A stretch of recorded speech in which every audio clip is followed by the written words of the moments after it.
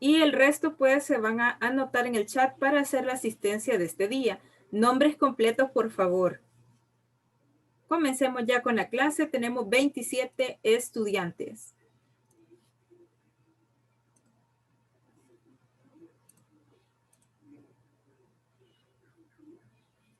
Muy bien. Pamela Soriano, buenos días. Buenos días, Lick. ¿Nos podría hacer un breve recordatorio de los temas que hemos estado viendo? Quiero ver, estábamos viendo una pirámide de como una escala de cómo venían la tribu, cómo se distribuía la tribu, cómo se le llamaban al rey, al que se le decía rey, a la reina, a los hijos, las personas de la segunda clase y a los que se le puede decir plebeyos o la última clase, las personas se le puede, de clase baja, por decirlo así. Okay. Ajá, gracias, Pamela. Para la señorita Fernanda Arias, ¿qué más recuerda usted de lo que hemos estado viendo? Nos estaba contando usted también de una historia, no me recuerdo mal, era maya. La de... Ay, se me fue el nombre. Pero nos estaba comentando también de toda su jerarquía de tanto maya como azteca, no me acuerdo muy bien. Ando todavía dormida. Excelente. Wilber estaba levantando la mano. ¿Nos puede aportar? Estuvimos viendo lo que es la ubicación geográfica de los incas, la organización social, la religión y la cosmovisión. Muchas gracias, Wilber. Vaya, ¿por qué estamos haciendo un recordatorio de esos temas?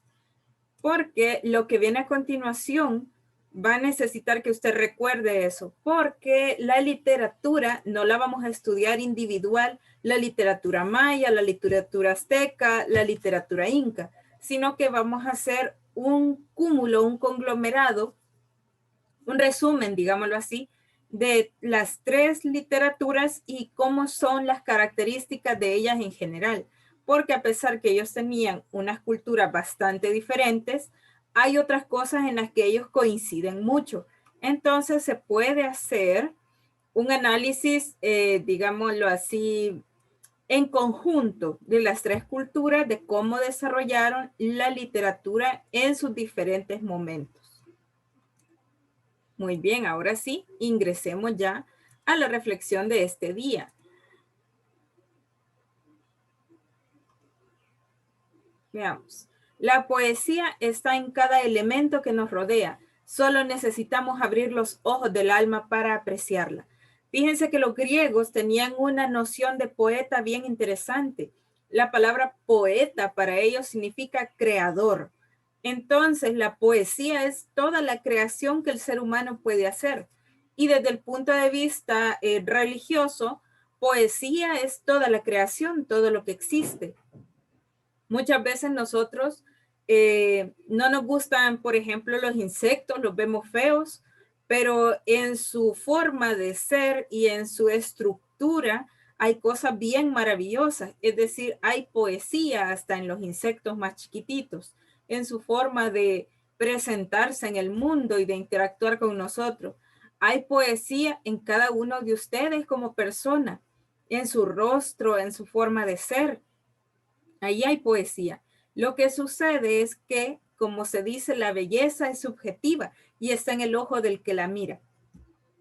Nosotros tenemos esa forma de ver con nuestros ojos, una forma mecánica, pero también tenemos otra forma de ver con nuestro intelecto y nuestro corazón y podemos ver más allá de lo físico. A eso nos referimos aquí. Si nosotros vamos a buscar poesía, no necesariamente hay que ir lejos ni a un lugar sofisticado. Ve a su alrededor, ve a las personas que lo rodean.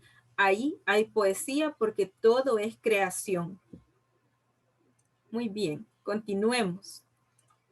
Tema número 2 es el tema que vamos a abordar este día, características de la literatura precolombina. Ojo, todo lo que vimos en las clases anteriores corresponde al tema número 1. Y ahorita recién vamos llegando al tema número 2. Es decir, el tema 1 es súper largo. Muy bien. El objetivo de este tema, identificar eficazmente las características de la literatura precolombina comparada de forma adecuada con las características de la literatura occidental. Nosotros conocemos más la literatura occidental, es decir, la que se desarrolló en Europa y posteriormente vino aquí a las Américas. Conocemos más sobre ella porque nuestro sistema de educación y nuestra lengua son europeas por la imposición que fue hecha durante la conquista de América. Pero también existe la literatura mesoamericana de origen indígena que tiene unas características diferentes. Recuerden que como es un territorio distinto, unas creencias religiosas diferentes, las artes y las ciencias se desarrollan de otra manera. Veamos aquí, tengo un ejemplo de escritura que no es latina como nosotros la utilizamos. Los diferentes pueblos a lo largo de la historia han desarrollado su propia forma de escribir o de relatar. Podemos tener ejemplos como la escritura cuneiforme, antiquísima, allá por Medio Oriente, los jeroglíficos egipcios, la escritura árabe, que parecen solo colochitos y manchas para nosotros que no le entendemos nada, la escritura latina, que es la que nosotros utilizamos, el alfabeto latino. Aquí están los caracteres de origen asiático, entre otros. Todos estos tipos de escritura han sido empleados por los pueblos alrededor del mundo. Y cada uno de estos ha implicado una cultura distinta con sus propias características. En este caso, nosotros vamos a buscar el tipo de escritura que se utilizó aquí por los indígenas y cómo es que se desarrolla a través de la cultura. La literatura, podemos decir que es todo aquello creado con letras.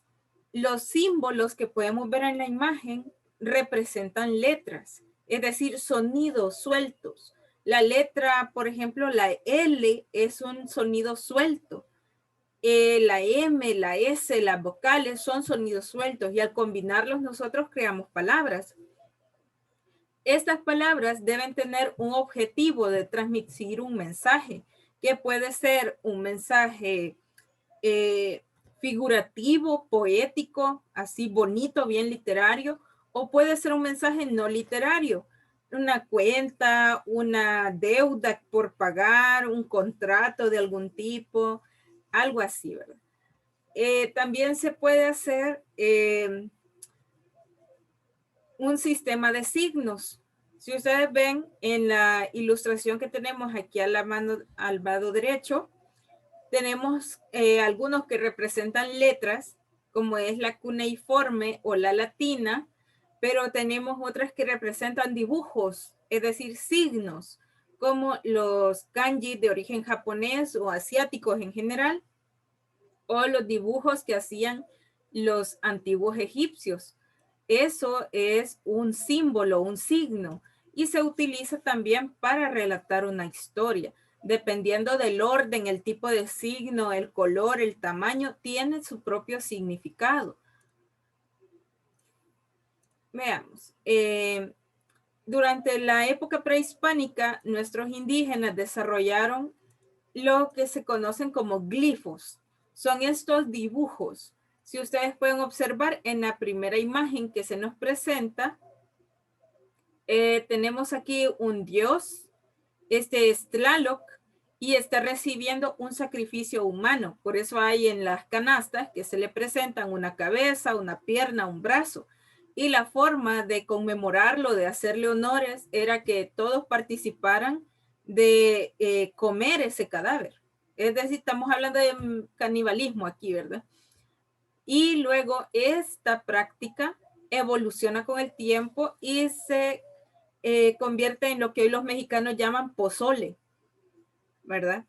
Esta práctica está documentada en este códice. Si ustedes se fijan, algunos de los personajes tienen vestimenta como túnicas, otros parece que están desnudos. Al dios se le representa de otro color, no tiene forma humana, está sentado sobre un trono en un templo. Todo eso nos relata una historia, una forma de hacer el sacrificio para este dios. Si observan en la parte de abajo, vaya, la parte de arriba, el dibujo es ya de una época colonial, es decir, el indígena o la persona que hizo este dibujo, esa representación ya había sido conquistado por los españoles. Entonces la complejidad del dibujo es menor. En cambio, el dibujo que está abajo es de la época en que todavía no habían llegado los españoles a América. Y se representa al dios Quetzalcóatl con su penacho de plumas, pintado de amarillo, con toda su armadura y sus herramientas para la guerra, y tiene alrededor una serie de otros dibujos que cuentan una historia de alguna de las hazañas de este dios.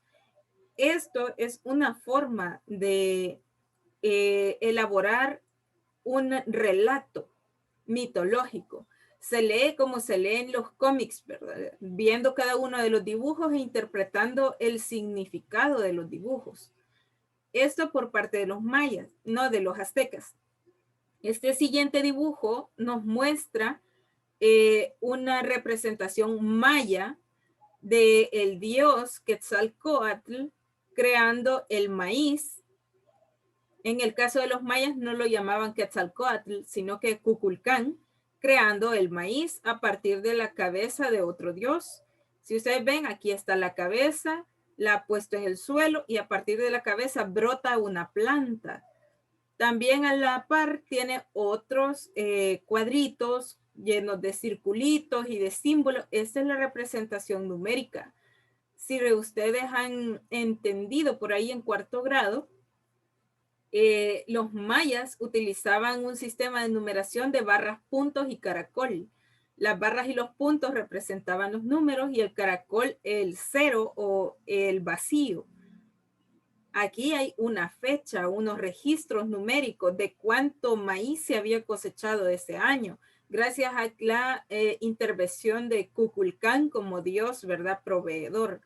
Entonces, aquí tenemos un registro histórico de producción agrícola. Y aquí a la par tenemos un linaje.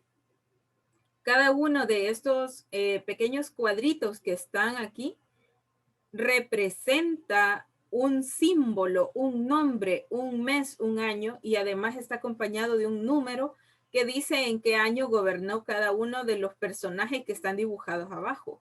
Si ustedes ven, son gobernantes, pero por ejemplo, este tiene cabeza de cuervo, este otro tiene un palito atravesado en la nariz y un tocado con un pájaro. El siguiente parece tener el esqueleto por fuera. Cada uno de esos símbolos significa algo. Para los mayas, por supuesto que lo saben traducir.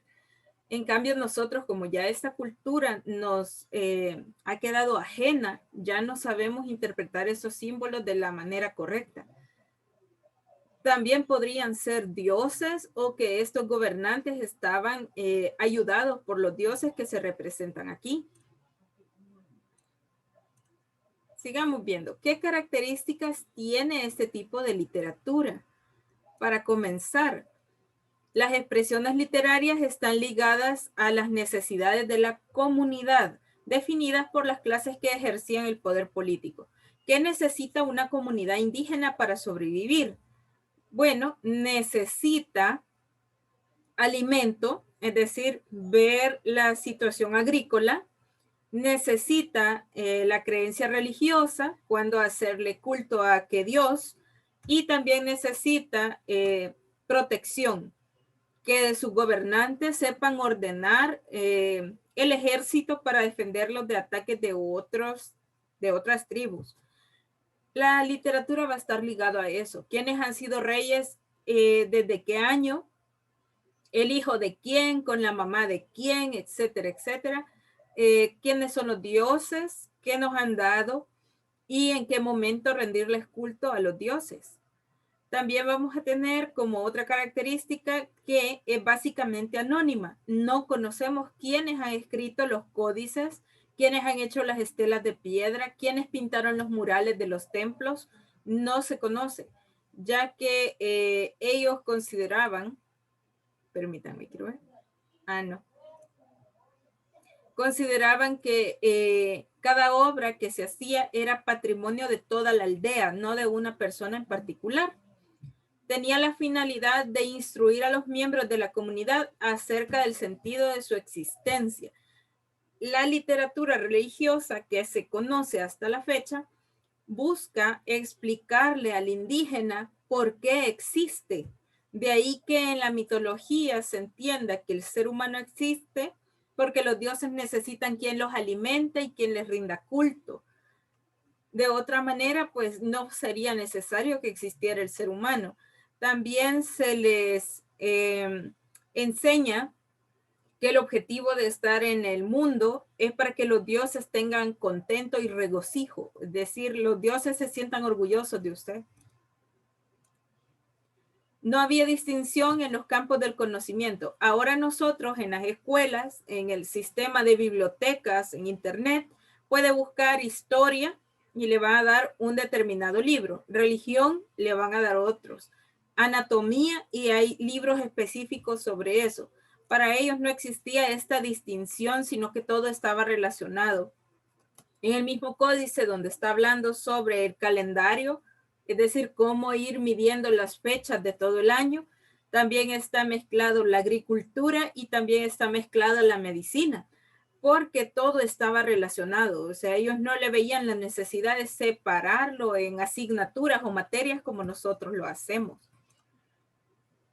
Fue ágrafa, es decir, no había una escritura fonética como tal. Había rasgos fonéticos en algunos pictogramas, pero no eran como el alfabeto latino, que cada uno de los dibujos de nuestro alfabeto significa un sonido, sino que para ellos, dentro del glifo, dentro del dibujo, había, digamos, le dibujo una pata más y ya entonces ya es que era plural, pero no hay representación fonética como en el español. Y se transmitía de forma oral, es decir, la mayoría de los relatos que conocemos ahora se fue transmitiendo de los abuelos a los hijos, a los nietos, de forma oral, como ahora nosotros nos contamos chistes y cuentos de forma oral, así transmitían ellos sus textos sagrados. Los temas eran como verdades histórico-religiosas. Para ellos, los relatos mitológicos sobre sus dioses tenían el mismo valor que ahora para nosotros tienen los relatos bíblicos. Para nosotros son muy importantes en nuestra sociedad y consideramos que ahí hay verdades que no se pueden modificar. Para ellos tenía ese valor, que sus dioses realmente habían estado con ellos, les habían enseñado cosas y era importante guardar el respeto y no modificar aquellos textos. Otra característica importante es que, permítanme, quiero quitar esto de aquí.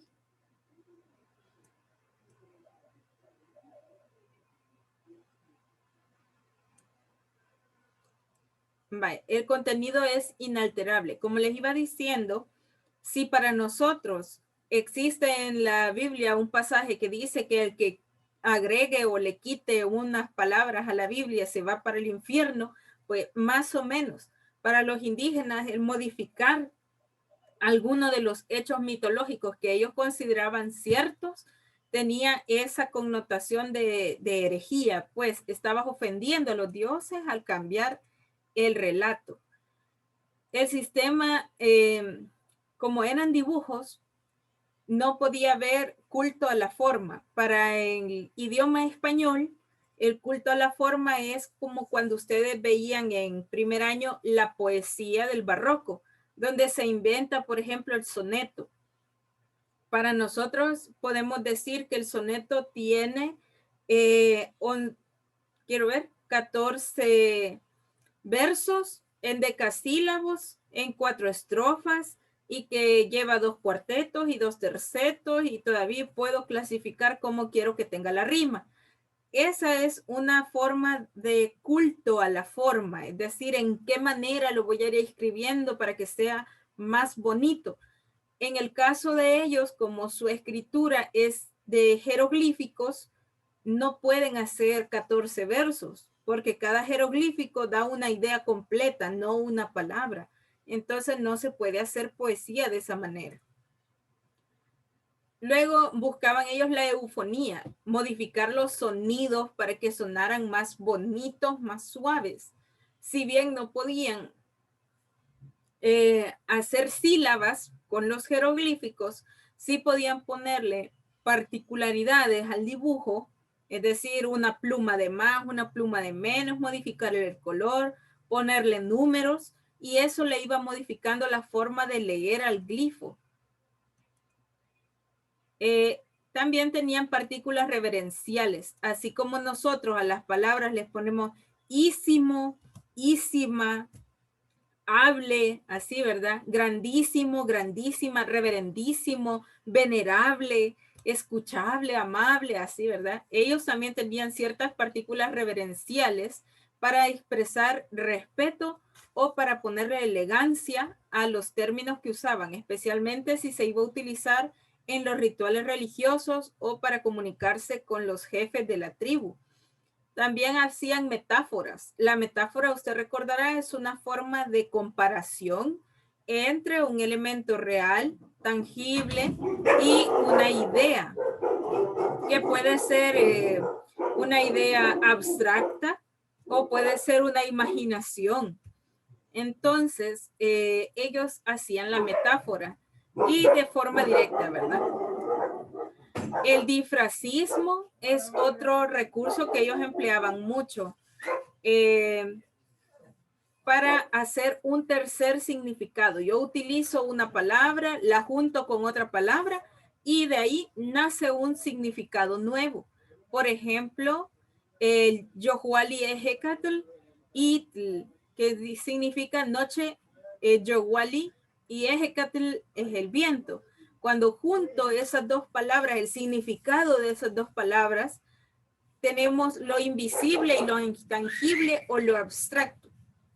Junto el significado de noche, que es la oscuridad cuando no puedo ver, entonces nace el concepto de invisibilidad. Y el viento, que es algo que no se puede tocar. Si yo junto todo eso, algo que no puedo ver y no puedo tocar, es algo abstracto. De ahí nace otro significado. O también otro ejemplo es este, muy bonito, el Xochitl-Cuicatl. Es flor y Cuicatl es canto o adorno. Entonces la flor y el canto, el adorno del canto, ¿verdad? Poner un canto bonito, de ahí nacería el término de poesía para ellos. Entre muchos otros ejemplos que se han podido encontrar.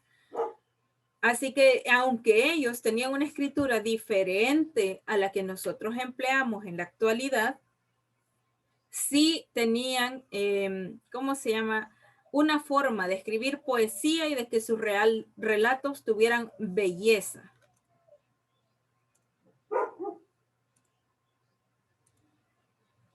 Vaya, ¿qué temas ellos abordaban en sus relatos? La vida, como la creación, ¿verdad? De las plantas, el nacimiento de los animales, el nacimiento de las personas y cómo se desarrollan, interactúan. La muerte, como un concepto abstracto, una incertidumbre, pero algo que sabemos que todos vamos a llegar a ese momento. El amor, pero el amor no solo de pareja, sino el amor de los padres a los hijos, de los dioses hacia los seres humanos, el amor que puede haber hacia la naturaleza y la vida espiritual, el amor en muchas formas.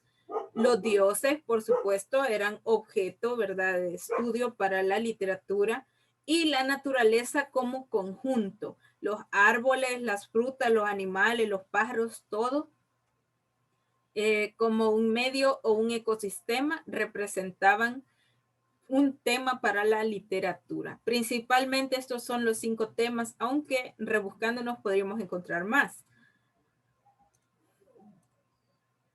Vaya, hagamos esta breve comparación. Tengo por un lado la literatura europea y por el otro lado tengo la literatura más prehispánica.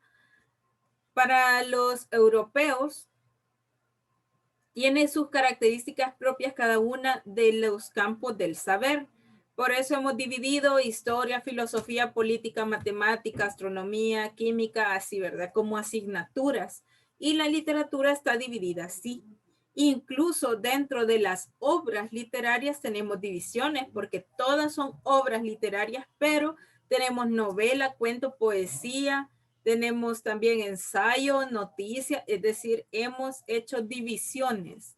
En cambio, ellos no hacían divisiones, todo era un cúmulo generalizado de conocimiento.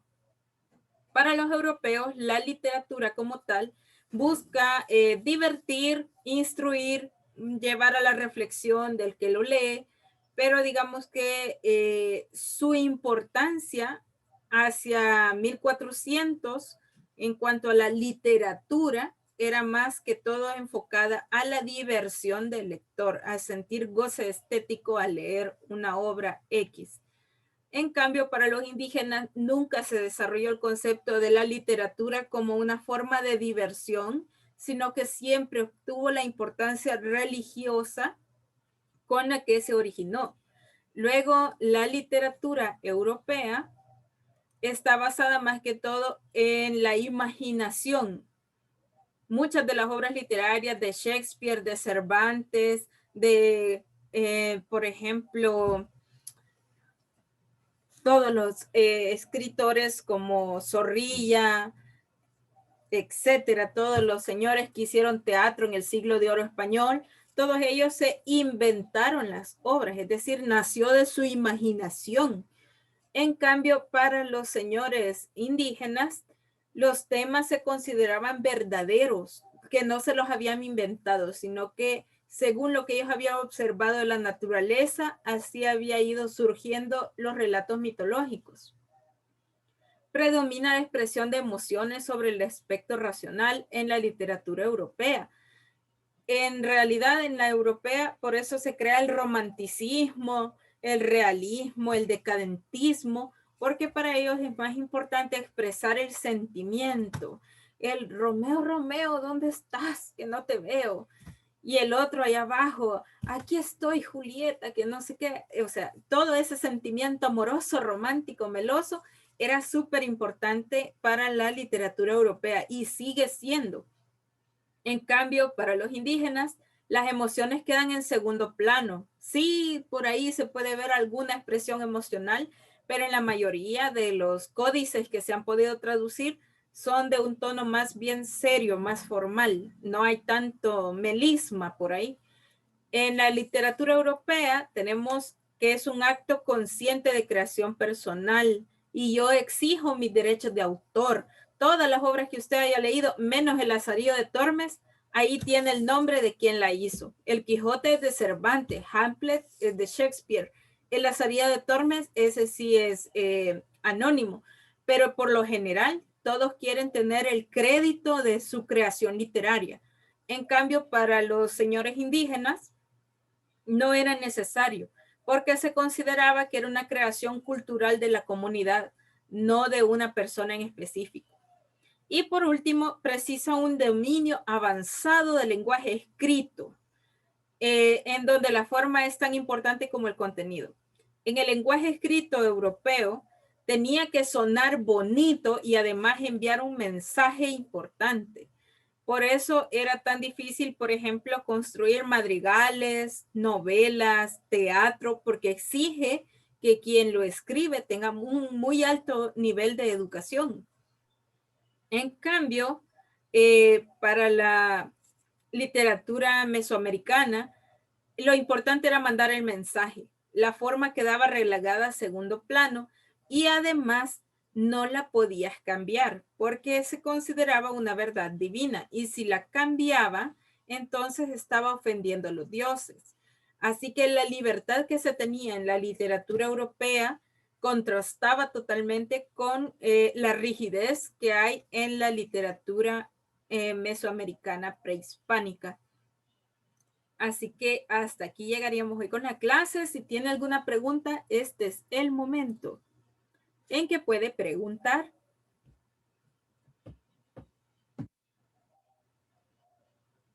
Vaya, si no hay preguntas, pregunto yo. Rebeca Rivera, buenos días. Buenos días. Dígame 2 temas que se abordaban en la literatura prehispánica.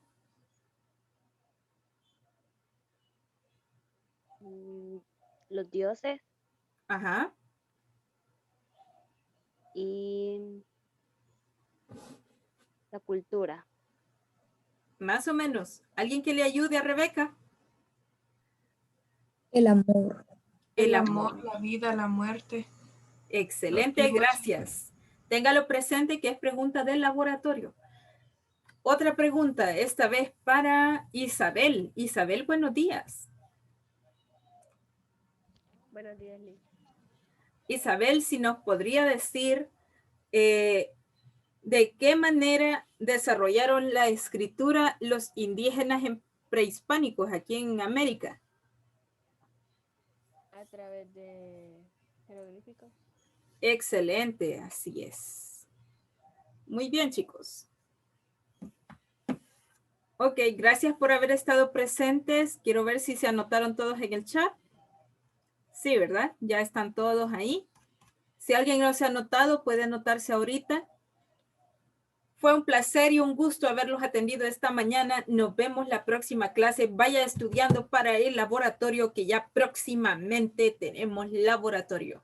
Solo voy a terminar esta parte de recepción de textos literarios y vamos con laboratorio. Así que atentos, repase, estudie. Y nos vemos. Vaya.